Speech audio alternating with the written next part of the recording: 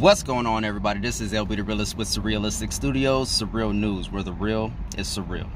I just wanted to give my initial thoughts on the debate that just happened in South Carolina. Bernie Sanders is officially the front runner in this Democratic race for the nomination. And CBS, ABC, Fox, everybody admits it now. Everybody can finally admit that Bernie Sanders is the front runner. So, needless to say, everyone went against Bernie Sanders in a debate. There was some jabs thrown at Bloomberg and other folks, but mainly people focused their attention on Bernie Sanders. And I wanted to go over a couple things that I noticed during the debate. Now, one of the stories coming out of the debate is that there's been talks about how the audience was actually basically co-opted. Tickets to get into the debate and to get seating were like $2,000 to $3,000 a pop. So you're paying some big money just to be in attendance. All right, now when Bernie Sanders mentioned that, and this is another big story that came out of not so much the debate, but a 60 Minutes interview that I haven't fully seen yet. I don't think it's out yet. If it is, I haven't seen it yet. But he did an interview with Anderson Cooper on 60 Minutes. And he said that, you know, regardless of what Fidel Castro does to his people, you know, he may be a dictator, he may be a tyrant and all this other shit. Well, he may have been those things. He's not leader anymore. But aside from that, he actually gave his people education and health care, which is a thing that even Muammar Gaddafi gave his people in Libya. But it's a no-no to say, you know, that a dictator or a person that the establishment says is a dictator or is a bad person, it's not agreeable to mention that those people actually did great things for their people, aside from the bullshit that they did, aside from the tyrant behavior and the dictatorship. They did provide health care for all of their citizens free of charge. They did provide education for their citizens.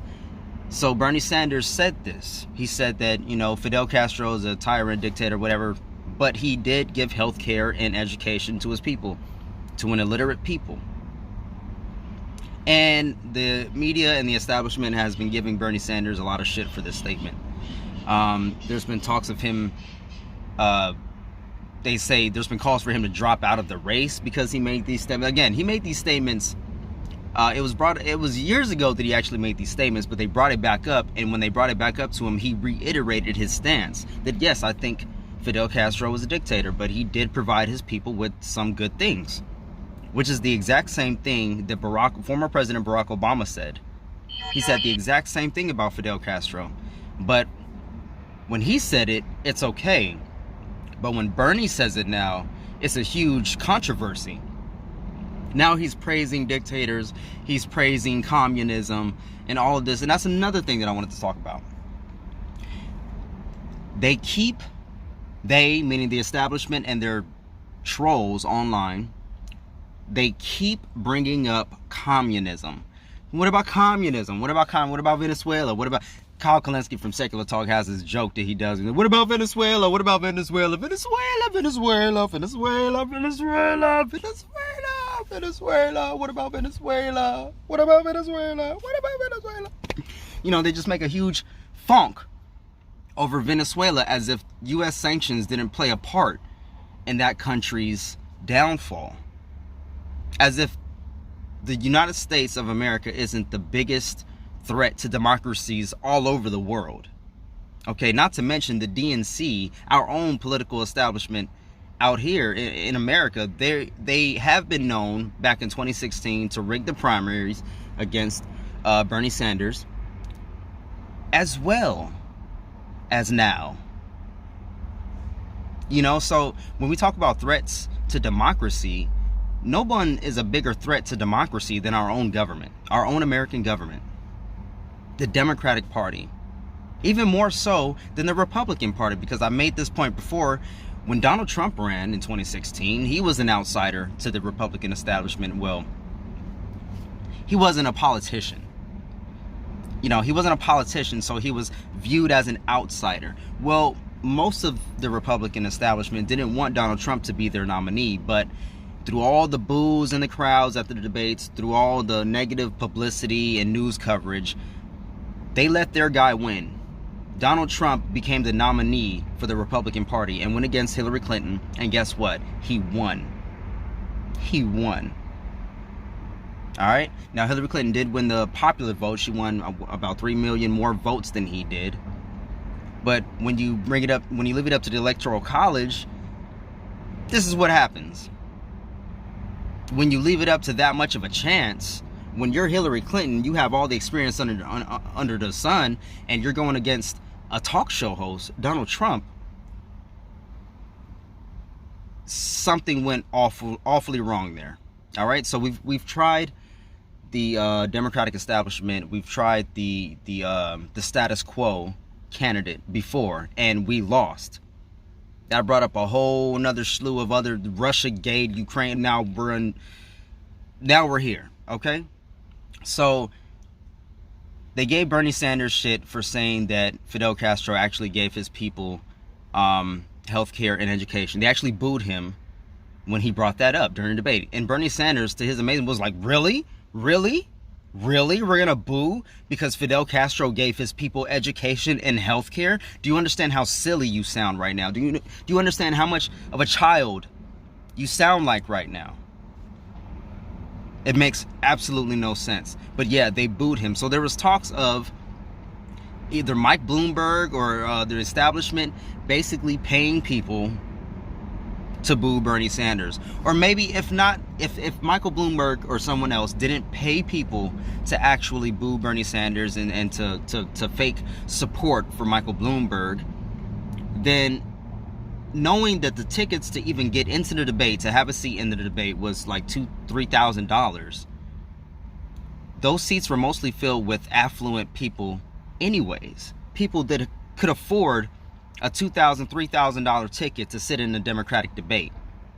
These are the same people that booed Bernie Sanders because he said that Fidel Castro gave his people health care and education. The same exact thing that former President Barack Obama said. The same exact thing. But the tables have turned now that it's Bernie Sanders running for the Democratic nomination instead of Barack Obama, former president. See, the tables have turned. Standards are different now all of a sudden. So these people they're panicking. A lot of people are panicking. This guy, what was his name? Chris Matthews on MSNBC had some horrible shit to say about Bernie Sanders winning the Nevada caucus, saying that it was like the Nazis invading France or some shit like that. Even though Bernie Sanders, if elected president, would be the first Jewish president in American history. Not to mention, he just won the popular vote in the first 3 contests, that's unheard of. No one in the history of politics in the United States of America has ever done that. But Bernie Sanders did. So he already is making history. He's poised to make even more history going forward. And the establishment does not know how to react. You got some people saying, Chris Matthews style shit. The Nazis are taking over. You got some people basically, coming to a realization that, hey, maybe we're missing something here. They actually had a conversation on MSNBC about how they need to reevaluate how they view politics and how they view the current status of society. Millennials don't give a shit about the word communism and socialist. We don't care about that. As a matter of fact, the more you say it, the more we like into it. The more it starts to become attractive to us because you hate it so much. That's the effect that it has, because you're downing it so much without giving credible instances as to which it's not a good idea. You're not providing real evidence as to why Bernie Sanders is a communist or a socialist. Now, Bernie Sanders is a self-proclaimed democratic socialist, which is even debatable. Like, people like Kyle Kalinske would say that he's not even a democratic socialist. And actually watched a segment on Democracy Now! Paul Krugman had a problem with Bernie Sanders calling himself a democratic socialist because his policies are not democratic socialist. They're more of a social democratic policy. It's social democracy, not so much as a democratic socialist. Because you start calling yourself a socialist, you start opening yourself up to, you know, okay, what's the difference between a socialist and a democratic socialist? Is it that much of a difference? When truly we have social policies already here in this country. We have a public police station, public, you know, ambulances, and, you know, public education. These are all social programs. We have Medicare already. Medicare for all would just be an expansion of something that we already have. There's reports that just came out. I did a segment on it. Yale University did a report, did a study, and said that Medicare for all would actually save this country $450 billion a year. We would save nearly 70,000 lives a year by enacting Medicare for all. It costs less than the current system that we have now. But how do we pay for it? If I hear one more person ask me that on Twitter or on YouTube when I get done with this video, or if I make a comment on a CBS video or anything like that, because I'm starting to do that now. I'm starting to reach more people because I'm leaving comments on CBS's videos. Oh, you guys should go to CBS and ABC and Fox News. It's incredible. The ratio these people get for is incredible. Listen to the people in the comment section. That's where the energy is. That's where the momentum. That's where all the progressivism, and that's where the future of the country really lies. It's in the comment section. It's on Twitter. Every time these people get ratioed, it's from real people online that are like, this is bullshit, and let me tell you how this is bullshit on your own video. It's amazing to see. But if I hear one more fucking person ask me, how do we pay for it? Oh, you just want free stuff, free stuff, free stuff. We're not asking for a new Lamborghini. We're not asking for every citizen in the United States of America to have free pizza on Fridays. We're asking for basic necessities that other countries seem to be able to get done, but for whatever damn reason in the world, it's a problem every time we try to get it done here. Every time we bring it up, it's an issue. No sense at all. And it makes absolutely no sense for people to defend that. People are actually defending this shit. They're defending billionaires having to pay a 2-cent wealth tax. They're defending billionaires having to pay money to make sure that the majority, to make sure that the United States citizens have everything that we need and deserve. All the money that you made in this country that is fueled by the working class, this country that if you didn't have us, you wouldn't be able to have the millions and billions of dollars that you have, the millions and billions of dollars that you have accumulated. You wouldn't be able to have that if you did not have us. Therefore, yes, we absolutely deserve Medicare for all. We shouldn't have to worry about going bankrupt when we go to the hospital just because we get sick. We shouldn't argue off billionaires benefiting from people dying and people getting sick.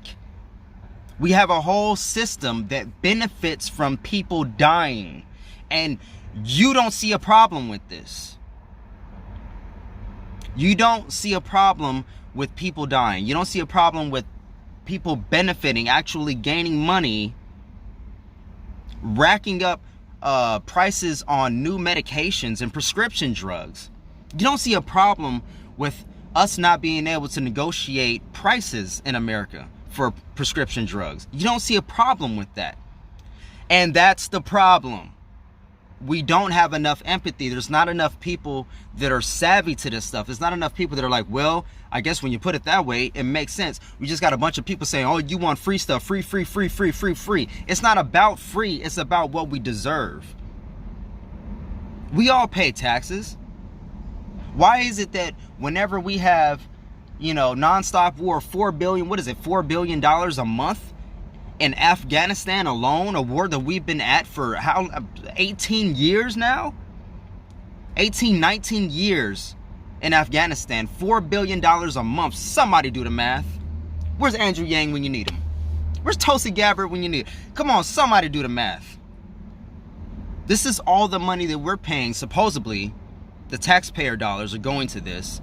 there's another discussion we can get into about how taxes really don't fund spending, and that it really doesn't matter, because they seem to find the money they need for NonStop War and for tax cuts and for bailouts. That money they seem to find no problem. But when it comes to healthcare for all citizens, when it comes to free public college, just like we have free public high schools and free middle school and free elementary school, when it comes to that kind of stuff, when it comes to lower prescription drug prices, when it comes to things that will actually make the lives of American people better, how are we going to pay for it?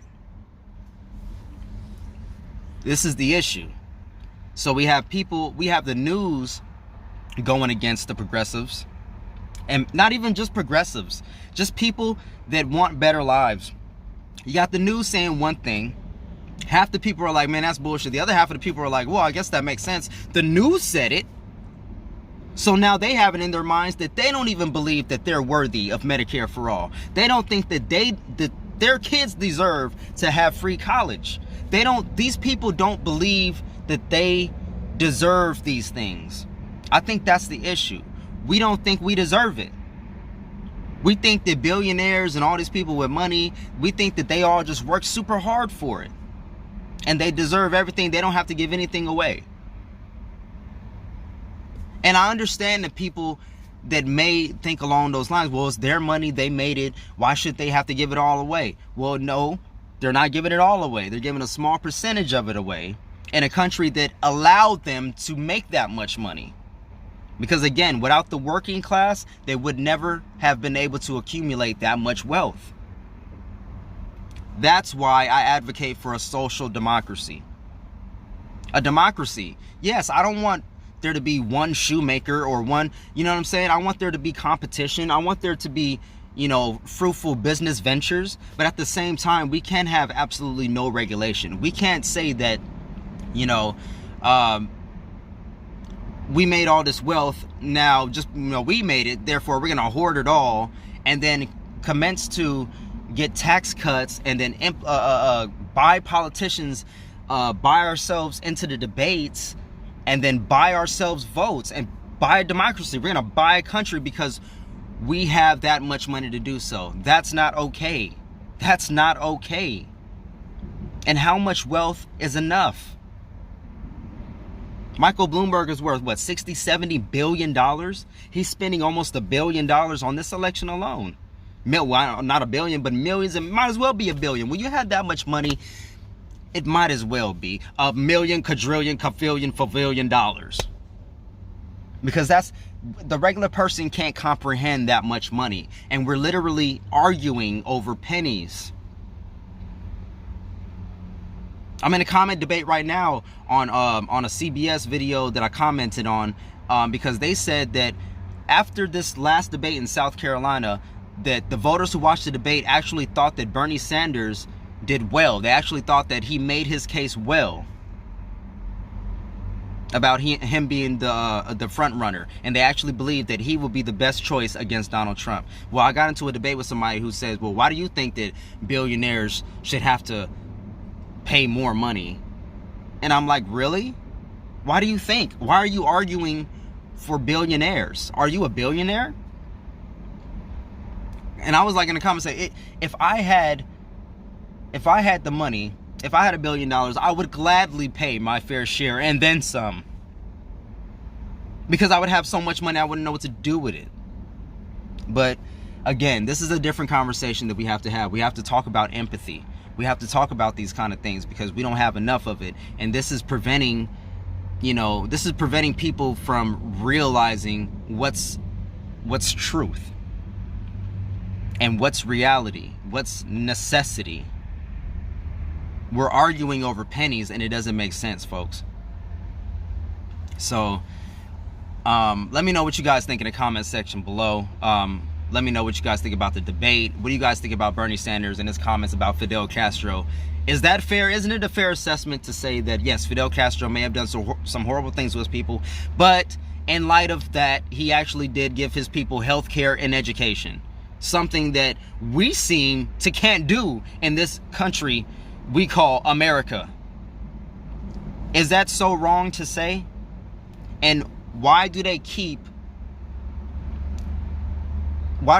attacking Bernie Sanders as if he's giving praise to Fidel Castro for the type of person that he is? Or no, he said he's a dictator, but he gave his people health care and education. Let's stop changing the subject, okay? Because that's exactly what they're straw manning Bernie Sanders, and it's childish. It's very childish. And these people that actually booed Bernie Sanders at the event, at the debate, because he said that, the same thing that Barack Obama said, you guys are really on a whole nother level.